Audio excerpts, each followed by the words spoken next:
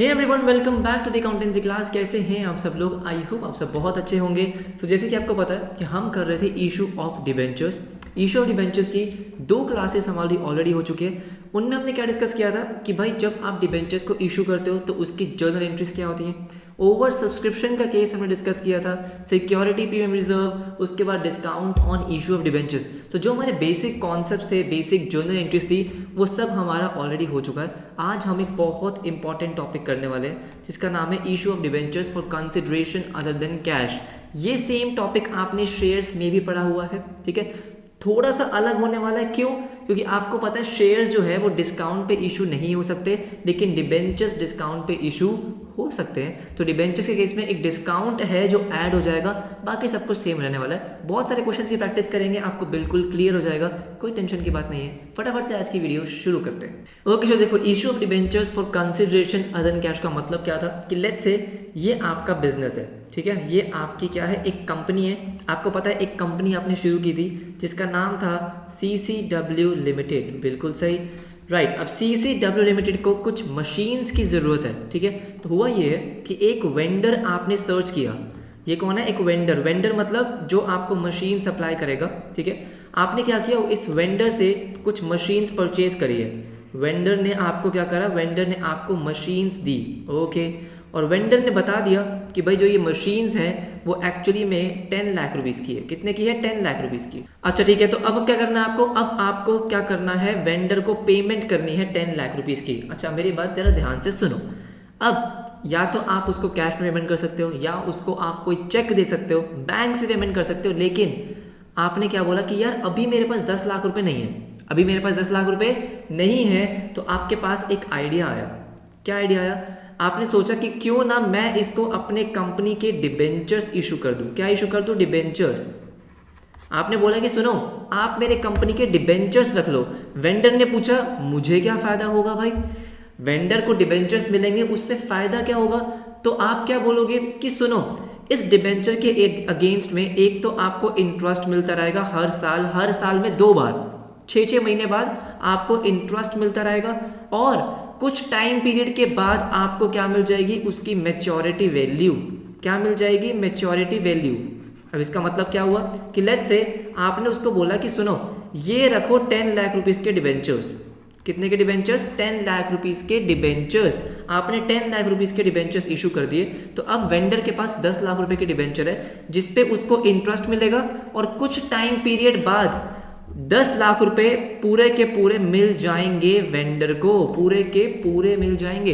तो वेंडर का फायदा है या नहीं है? बिल्कुल फायदा है। अब आप सोचोगे कि इसमें तो CCW लिमिटेड को लॉस हो गया कि भाई इंटरेस्ट भी देना पड़ेगा, मैच्योरिटी वैल्यू भी देनी पड़ेगी। यहाँ पे कंपनी ऐसा क्यों करती है? पहली बात तो कि अभी अगर आपके पास पैसे नहीं है, अभी पैसे नहीं है, तो हो सकता है आप डिबेंचर्स 5 साल के लिए इशू कर दो। क्या कर दो? 5 साल के लिए इशू कर दो कि 5 साल तक आप उसको इंटरेस्ट तो दोगे, और 5 साल के बाद उसको 10 लाख रुपए दोगे, मतलब उसकी मैच्योरिटी वैल्यू दोगे। तो आपका फायदा क्या है? कंपनी का फायदा क्या है कि 5 लाख तक 10 लाख रुपए नहीं देने। ये सुनो, बात समझ रहे हो? तो एक तरीके से क्या होगा? एक तरीके से आपने लोन ही लिया है, है ना, कि भाई 10 लाख रुपए की मशीन ले ली, उसके अगेंस्ट में अभी पैसे नहीं दे रहे हो आप। अभी तो आप सिर्फ क्या दोगे? उसको इंटरेस्ट वगैरह दोगे, और जब उसकी मैच्योरिटी हो जाएगी, जब रिडम्पशन हो जाएगा, तो उसको पेमेंट करोगे। ये तो कॉन्सेप्ट था बेसिक। आपके एग्जाम्स में क्या आने वाला, ध्यान से मेरी बात सुनो, ठीक है। अब होगा क्या कि इसमें आपको पास करनी होंगी जर्नल एंट्रीज। क्या पास करनी होंगी? Journal entries. अब जर्नल एंट्रीज कैसे रिकॉर्ड होगी? देखो, सबसे पहली एंट्री जो आप रिकॉर्ड करोगे, आपने मशीन परचेज करी। जब आप कोई एसेट्स परचेज करोगे तो उसकी एंट्री रिकॉर्ड करोगे। तो सबसे पहले तो आप रिकॉर्ड करोगे मशीनरी अकाउंट डेबिट। आपने क्या किया? मशीनरी अकाउंट को किया डेबिट। कितने से? 10 लाख रुपीज से।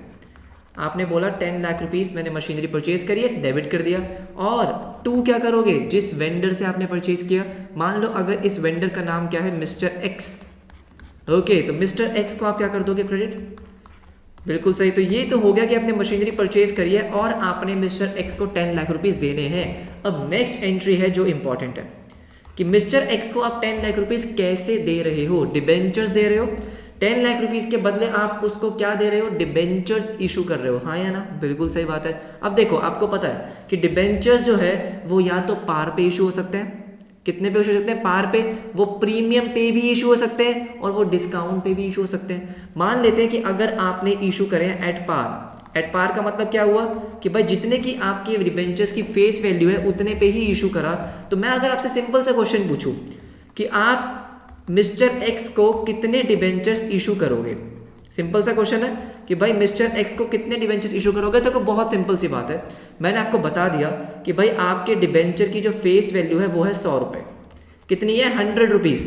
100 रुपये का एक डिबेंचर है, आपको पेमेंट करनी है 10 लाख रुपए, तो कितने डिबेंचर इशू करोगे? आप सिंपली लिख दोगे कि भाई मेरे को टोटल पेमेंट 10 लाख रुपए करनी है और एक डिबेंचर 100 रुपये का है, तो आपका क्या आ गया? ये 10,000 रुपीज़, 10,000 डिबेंचर्स। क्या आ गया? 10,000 डिबेंचर्स। तो आपने मिस्टर एक्स को 10,000 डिबेंचर्स इशू करे हैं और एक डिबेंचर की वैल्यू 100 रुपए है, तो कितने हो जाएंगे? 10 लाख रुपीस हो जाएंगे। सिंपल सी बात है, राइट। इस 10 लाख को मैं यहाँ पे क्या बोल दूंगा? इस 10 लाख को मैं यहाँ पे बोल दूंगा परचेज कंसिडरेशन। क्या बोलूंगा? Purchase consideration. अब इसका मतलब क्या हुआ कि जो आपने परचेज करा है, परचेज आपने क्या करी है? मशीनरी। उस मशीनरी के बदले कितनी पेमेंट आप कर रहे हो? जो आपने मशीनरी परचेज करी है उसके बदले आप कितनी पेमेंट कर रहे हो थ्रू डिबेंचर्स, उसको मैं क्या बोल रहा हूं यहाँ पे? Purchase consideration. और ये मेरी क्या है? This is issue value, issue price. और एक डिबेंचर आप कितने का इशू कर रहे हो? 100 रुपए का एट पार। 10,000 डिबेंचर्स आपके आ गए। तो आप एंट्री देखो बहुत ही सिंपल तरीके से करोगे कि मैंने मिस्टर एक्स को पेमेंट करनी है, तो मिस्टर एक्स क्या हो जाएगा? Debit 10 lakh rupees. जब भी आप किसी क्रेडिटर को पेमेंट करते हो वो डेबिट होता है, और क्योंकि आपने सीधा पार पे इशू किया है तो मैं सिंपली क्या लिख दूंगा? Let's say 12% debentures. डिबेंचर्स पे जो इंटरेस्ट रेट है मान लो 12% है, तो सिंपली मैंने 10 लाख रुपीस को क्या कर दिया? क्रेडिट। अगर आप पूछोगे मुझसे कि भाई इसका लॉजिक बता दो, तो ऑफकोर्स मैं आपको बताऊंगा। देखो मिस्टर एक्स को तो आप एक तरीके से पेमेंट कर रहे हो, तो आपकी लाइबिलिटी कम हो रही है, आपकी लाइबिलिटी कम हो रही है, तो डेबिट कर दिया। और क्योंकि आपने उसको डिबेंचर्स इशू कर दिए, तो मैंने आपको बताया था कि इस डिबेंचर्स के अगेंस्ट में आपको पेमेंट्स करनी है 10 लाख रुपए की, तो ये आपकी लाइबिलिटी है। एक तरीके से आपने लोन ही तो लिया है कि भाई 5 साल बाद पेमेंट करूंगा, 4 साल बाद पेमेंट करूंगा, तब तक आप इंटरेस्ट देते रहोगे, तो लोन ही तो है ये। आपने क्या किया? इसको क्रेडिट कर दिया। क्या मेरी बात समझ में आ गई? ये तो हो गया कि अगर आप पार पे इशू कर रहे हो। लेट्स से आपने डिबेंचर इशू कर दिए एट प्रीमियम। क्या करा? प्रीमियम। अच्छा ठीक है, इसमें देखो क्या होगा। अब देखो आपने क्या बोला कि भाई मेरे एक डिबेंचर की जो फेस वैल्यू है वो है 100 रुपए। कितने रुपए है? 100 रुपए, मतलब 100 रुपीज। लेकिन आपने उसको क्या बोला कि क्योंकि मेरी कंपनी बहुत ही बढ़िया है तो मेरा डिबेंचर एक्चुअली प्रीमियम पे है, और प्रीमियम कितना? 25 रुपीज। तो एक डिबेंचर की वैल्यू कितनी हो गई? 125।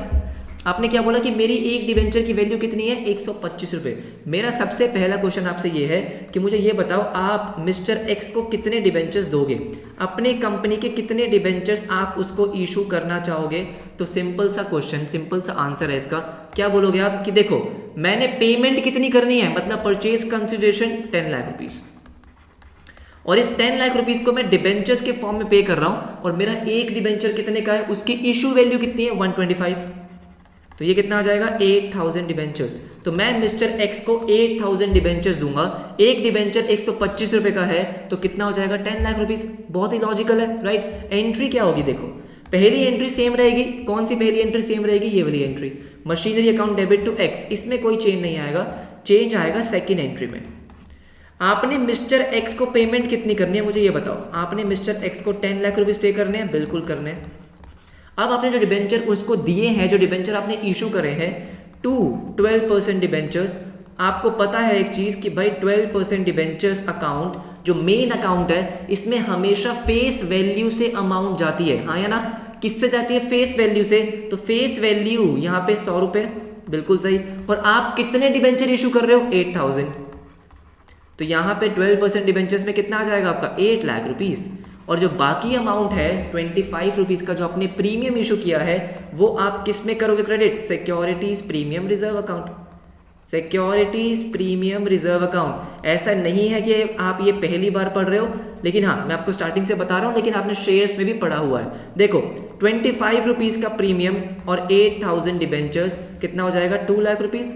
बस हो गया, हाँ या ना?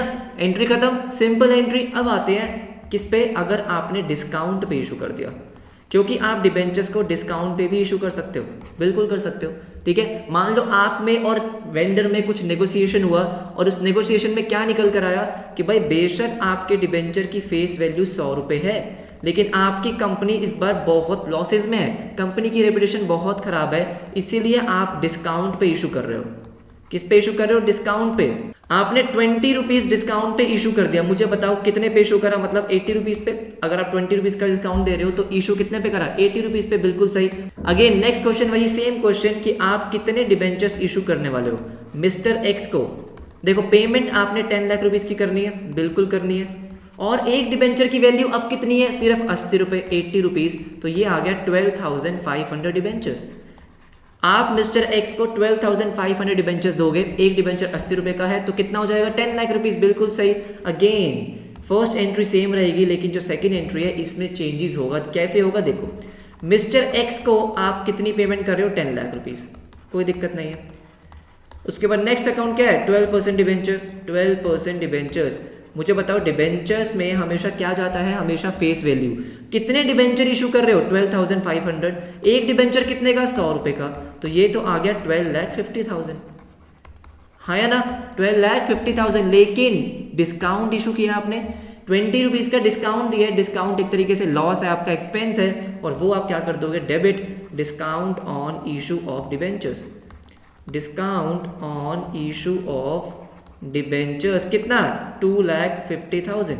कैसे आया 2,50,000? देखो 12,500 डिबेंचर्स और डिस्काउंट कितना? 20 रुपीज, तो कितना आ गया? 2,50,000। ये है आपकी एंट्रीज, ठीक है। शेयर्स जैसा ही कॉन्सेप्ट इसमें लगा है। अगर आपको शेयर्स याद नहीं है तब भी मैंने आपको बहुत डिटेल में समझा दिया है कि इसकी एंट्रीज कैसे कैसे क्या क्या होनी है। आई होप आपको समझ में आ गया होगा। क्वेश्चंस देखेंगे आपको और क्लैरिटी हो जाएगी। देखो फटाफट से। ओके, सो क्वेश्चन आपकी स्क्रीन पे है, ठीक है। बहुत सारे कॉन्सेप्ट्स आपके क्लियर होंगे। देखो, Deepak limited purchase furniture of 2,20,000 from messrs furniture mart. 50% of the amount was paid to Furniture Mart by accepting a bill of exchange. And for the balance, the company issued 9% debenture of 100 each at a premium of 10%. आपको दीपक limited की books में entries pass करनी है।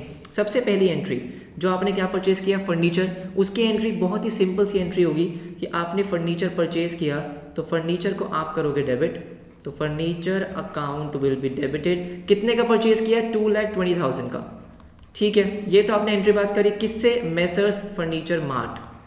Furniture mart, ठीक है। Furniture mart कितना आ गया? 2,20,000। ये एंट्री तो आपकी ऐसे ही होने वाली है कि आपने एक एसेट परचेज किया, किससे परचेज किया उसका नाम आ गया। सेकेंड एंट्री होगी जहां पे आपको थोड़ा ध्यान देना है कि आपने पेमेंट करी कैसे है। देखो, मेसर्स फर्नीचर मार्ट को आपको करनी है पेमेंट, बिल्कुल करनी है। कितनी पेमेंट करनी है जरा बताओ? 2,20,000। आपको 2,20,000 की पेमेंट करनी है। कैसे करी है जरा वो समझे एक बार। देखो, 50% of the amount was paid by accepting a bill of exchange. क्या मतलब है इसका? 11th में एक चैप्टर था आपका बिल्स ऑफ एक्सचेंज, जो आपने नहीं पढ़ा था, है ना। सिंपल सा मतलब क्या था कि जो सेलर होता है वो एक बिल ऑफ एक्सचेंज बनाता है, ठीक है। उस पर लिखता है कि आप कुछ दिन बाद उसको पेमेंट करोगे, वो सब कुछ चीजें इसमें लिखी होती है। तो बेसिकली क्या होता है, आपने जब बिल एक्सेप्ट कर दिया तो आपकी लाइबिलिटी होती है, और आप कैसे रिकॉर्ड करते हो? To bills payable. आप अपने बुक्स में क्या रिकॉर्ड करते हो? Bills payable account. जैसे क्रेडिटर होता है ना, एग्जैक्ट वैसे इसका नेचर होता है। क्रेडिटर की जगह यहाँ पे क्या आ गया? बिल्स पेबल अकाउंट, ठीक है। कितने से आपने किया? 50%, मतलब 1,10,000। कोई दिक्कत नहीं है। इसके बाद आपको बोला गया फॉर द बैलेंस। बैलेंस कितना है? 1,10,000। आपने 9% डिबेंचर इशू करे हैं एट द प्रीमियम ऑफ 10%। तो जब भी ऐसा कुछ क्वेश्चन आएगा जहां आपने प्रीमियम या डिस्काउंट पे इशू करे, सबसे पहली चीज जो आपको निकालनी है वो है नंबर ऑफ डिबेंचर्स। क्या निकालनी है? नंबर ऑफ डिबेंचर्स, कि आपने डिबेंचर्स इशू कितने करे हैं। देखो, आपने पेमेंट कितनी करनी है? डिबेंचर से कितनी पेमेंट करनी है? 1,10,000। और मुझे एक बात बताओ, अब एक डिबेंचर की वैल्यू कितनी है? उसका इशू प्राइस कितना है? देखो, डिबेंचर था कितने का? 100 रुपए का, 100 रुपीज का। 10% प्रीमियम मतलब 110, 110 का डिबेंचर है, तो ये आ गए 1,000 डिबेंचर्स। कितने आ गए आपके? 1,000 डिबेंचर्स। तो आप 1,000 डिबेंचर्स इशू करने वाले हो, बिल्कुल करने वाले हो। क्या एंट्री करोगे? टू कितना percent debenture? 12%, 9%, to 9% debentures, 9% debenture account. आपको पता है कि भाई डिबेंचर अकाउंट जो होता है उसमें हमेशा फेस वैल्यू से अमाउंट जाती है। कितने डिबेंचर है? 1,000। एक डिबेंचर की वैल्यू कितनी है? 100 रुपए, मतलब उसकी फेस वैल्यू कितनी है? 100 रुपए। ये हो गया 1 लाख रुपीज। कितना हो गया 1 लाख रुपीस, और बाकी जो 10,000 है वो क्या है सिक्योरिटी प्रीमियम रिजर्व, तो टू सिक्योरिटी प्रीमियम रिजर्व कितना 10,000। कैसे आया 10,000, आपको पता होना चाहिए कि भाई 1,000 डिबेंचर्स है, 10 रुपीज़ का प्रीमियम है, तो कितना आ जाएगा 10,000। बहुत ही सिंपल सी एंट्री, क्या कुछ मुश्किल था, बिल्कुल भी मुश्किल नहीं था। अब देखो ध्यान से आपको एक चीज़ समझनी है कि कई बार क्या होता है कि कई बार आप किसी और कंपनी का या किसी भी और बिजनेस का पूरा बिजनेस खरीद लेते हो। यहाँ पे अभी आपने एक एसेट परचेज किया है। कई बार क्या होगा, जैसे आप कौन हो, CCW लिमिटेड, आप एक कंपनी हो, ठीक है, एक कंपनी ये है जिसका नाम है वेंकी लिमिटेड। आप क्या चाहते हो, आप चाहते हो कि आप वेंकी लिमिटेड का पूरा बिजनेस ही खरीद लो। तो पूरा बिजनेस खरीदने का मतलब क्या होता है कि इसके पास जितने भी एसेट्स हैं वो भी आपके, इसके पास जितनी भी लाइबिलिटीज है वो भी आपकी, हाँ या ना, यही मतलब होता है। शेयर्स में भी पढ़ा था, बिल्कुल सही। मान लो वेंकी लिमिटेड के पास 9 लाख रुपीज़ के एसेट्स हैं, इसके पास 1 लाख रुपीज़ की लाइबिलिटीज हैं। कितनी, 1 लाख रुपीज़ की लाइबिलिटी है। मेरा सिंपल सा क्वेश्चन ये है कि इसके नेट एसेट्स कितने हैं। नेट एसेट्स का मतलब क्या होता है कि एसेट्स माइनस लाइबिलिटीज। 9 लाख रुपए के एसेट है, 1 लाख की लाइबिलिटी है, तो इसके नेट एसेट्स कितने हैं, 8 लाख रुपीज़। नेट एसेट का मतलब है कि इसके बिजनेस की वैल्यू कितनी है, 8 लाख रुपए। 9 लाख रुपीस के आपके पास एसेट्स आएंगे, उस 9 लाख रुपीस में से 1 लाख रुपए आप लाइबिलिटी को पे करने के लिए भी तो यूज करोगे, तो टोटल आपके पास कितनी वैल्यू आने वाली है, 8 लाख रुपीस। 8 लाख रुपए, इसके बिजनेस की वैल्यू कितनी है, 8 लाख रुपए, हाँ या ना। अब आप वेंकी लिमिटेड को कितनी पेमेंट करते हो, मान लो आपने बोला कि मैं तुझे 10 लाख रुपए देने के लिए तैयार हूं। कितने देने के लिए तैयार हूं, 10 लाख रुपीस। आप सोचोगे भाई क्यों, वेंकी लिमिटेड के बिजनेस की वैल्यू आपने कितनी निकाली है, 8 लाख रुपीस, आप उसको 10 लाख रुपए क्यों दे रहे हो, खुद सोचो। क्योंकि उसकी बिजनेस की, जो उसका बिजनेस है उसकी मार्केट में गुडविल होगी भाई, वेंकी लिमिटेड का नाम होगा, इसलिए आपने 2 लाख रुपए उसको क्या दिए, फालतू दिए, है ना। 2 लाख रुपए जो आपने एक्स्ट्रा दिए हैं उसको मैं यहाँ पे क्या बोलूंगा, गुडविल। ये आपने क्या दिया, गुडविल, कितना, 2 लाख रुपीस।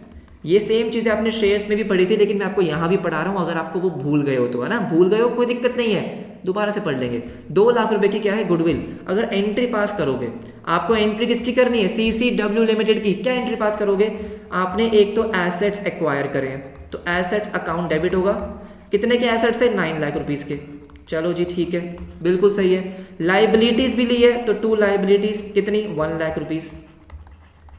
यहां तक कोई दिक्कत नहीं है। अब आपने क्या बोला कि आप उसको कितनी पेमेंट करने वाले हो, आप वेंकी लिमिटेड को कितनी पेमेंट करने वाले हो, कितनी, 10 लाख रुपीस, बिल्कुल सही, 10 लाख रुपीस। तो डेबिट और क्रेडिट का जो भी आपको डिफरेंस दिख रहा है, तो अगर डिफरेंस आपका डेबिट साइड पे आ रहा है तो उसको आप क्या बोलोगे, गुडविल अकाउंट डेबिट, कितना, 2 लाख रुपए।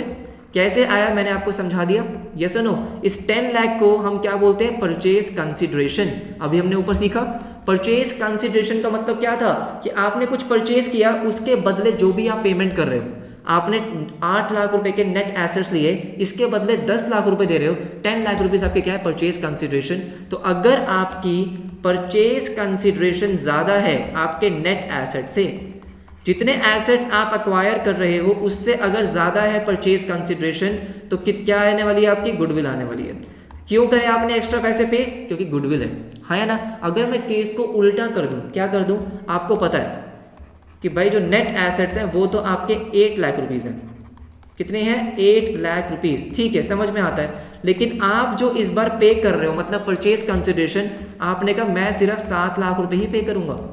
कितने पे करूंगा, 7 लाख। ऐसा कब हो सकता है, जब वेंकी लिमिटेड बहुत ही बेकार कंपनी है, उसकी रेपुटेशन नेगेटिव है, बेकार, लोग बहुत बेकार बोलते हैं उसके बारे में। तो आपने क्या बोला कि भाई मैं तुझे कम पैसे दूंगा, 7 लाख रुपीस।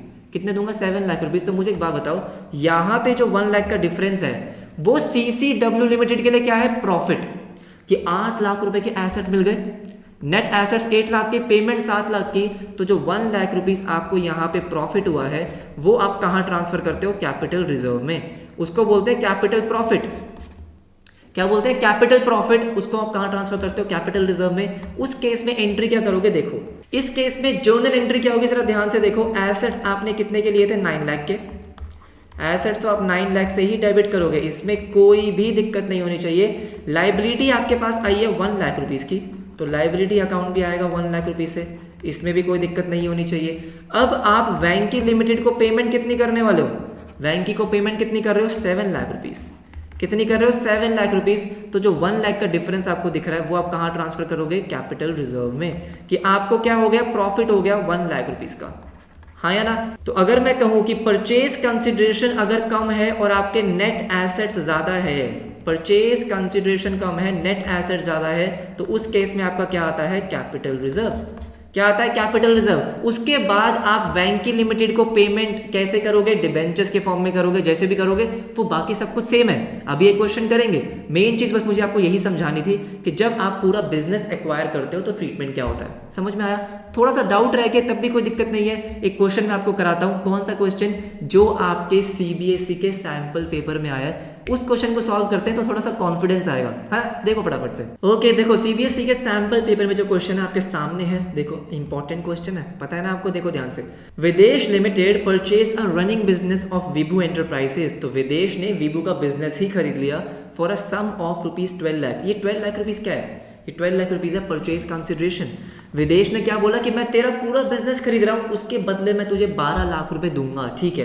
विदेश limited paid 60,000 bye drawing a promissory note. क्या किया, प्रॉमिसरी नोट ड्रॉ किया। अब प्रॉमिसरी नोट और बिल्स ऑफ एक्सचेंज आपको पता है सेम होते हैं, ठीक है। ये वही है कि भाई 60,000 तो बिल पेबल बना दिया, राइट, ठीक है। 60,000 का क्या हो गया, बिल्स पेबल। उसके बाद आपको बोला 1,90,000 थ्रू बैंक ड्राफ्ट। जैसे आपका चेक होता है वैसे आपका बैंक ड्राफ्ट होता है। Balance bye issue of 8% debentures at a discount of 5%। Assets and liabilities आपको दे रखे हैं कि भाई फिक्स्ड एसेट थे 1730 के, ट्रेड पेबल है 3,20,000 के, आपको एंट्रीज पास करनी है। ट्रस्ट मी इजी क्वेश्चन है, कैसे करेंगे देखो। सबसे पहली एंट्री आप क्या रिकॉर्ड करते हो कि आपने एसेट्स एक्वायर करे, तो फिक्स्ड एसेट्स का अकाउंट आप डेबिट करोगे। मेरे साथ साथ आपको एक क्वेश्चन को करना है, फिक्स्ड एसेट्स अकाउंट आपने किया डेबिट, कितने से, 17,30,000 से, 17,30,000 से। आपने लाइबिलिटीज भी एक्वायर करी, तो टू ट्रेड पेबल्स, कितना है ट्रेड पेबल्स आपका है 3,20,000, 3,20,000। अच्छा ठीक है, इसके बाद आपने उसको कितनी पेमेंट करने का वादा किया, परचेज कंसिडरेशन कितनी है, 12 लाख रुपीज, राइट। तो यहां आप लिखोगे टू विभू, आपने बोला विभू को कि मैं तुझे 12 लाख रुपीज दूंगा। अच्छा ठीक है, दिस इज परचेज कंसिडरेशन। अब आपको देखना है कि जो आपने 12 लाख रुपीज दिए हैं, क्या वो आपने नेट एसेट से ज्यादा दिए हैं या कम दिए हैं। नेट एसेट्स कैसे निकालते थे, assets minus liability, 17,30,000 minus 320, 14,10,000। Net assets आ रहे हैं 14,10,000 के, पेमेंट आपने करी है 12 लाख, इसका मतलब आपने पैसे कम दिए हैं, तो टू कैपिटल रिजर्व। जितनी भी आपकी क्या आ रही है, बैलेंसिंग फिगर आ रही है, वो आप यहाँ पे लिख दोगे, कितनी आ रही है, 2,10,000।